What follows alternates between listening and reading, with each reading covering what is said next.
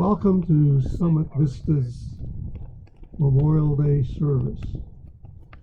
We will start with a moment of silence to recognize those men and women that gave their lives in the service of this country, with the flags at half staff.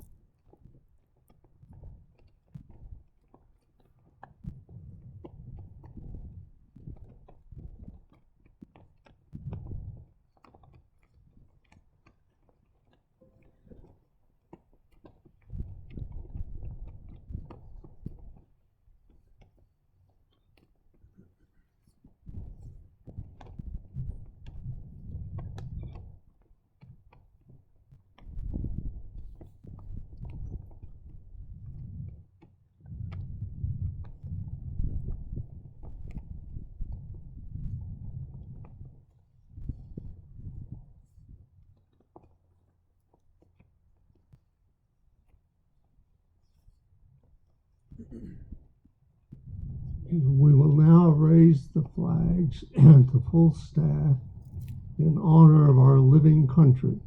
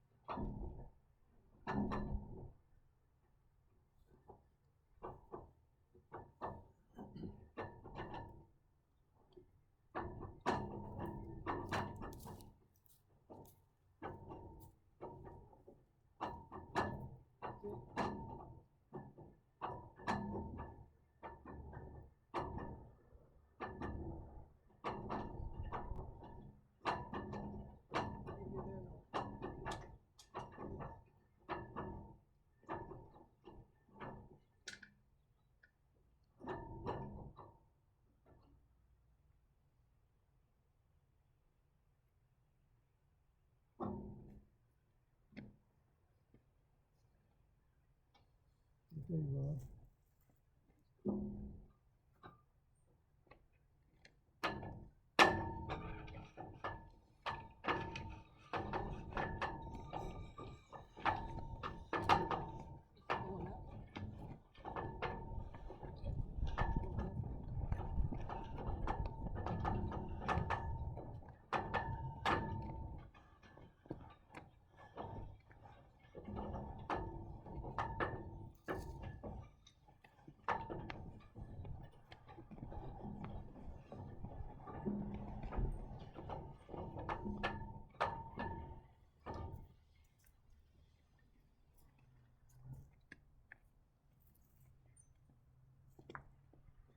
I would like to introduce our speaker for today, Steve Smith, who comes from an Army family and had an ancestor in every war from the Revolutionary War to the present day, with the exception of the Spanish-American War. He's a graduate of West Point, served 27 years in the Army, serving in the infantry, airborne, and special forces. He's a combat veteran and retired as a colonel. He served as a member of the government's senior executive service. He has been married to Elizabeth for 45 years. They have 2 children and 2 grandchildren. Steve.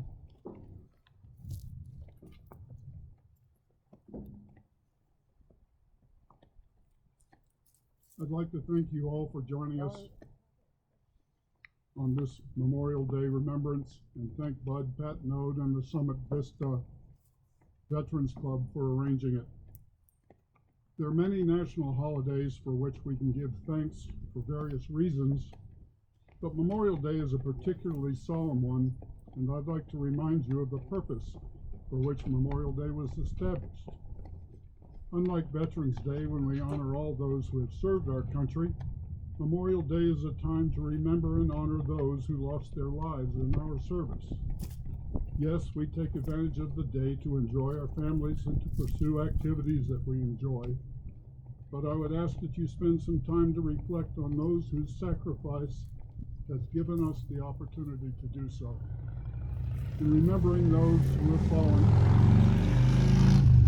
we also remember and honor their loved ones, spouses, children, parents, friends, and recognize their pain and loss as well.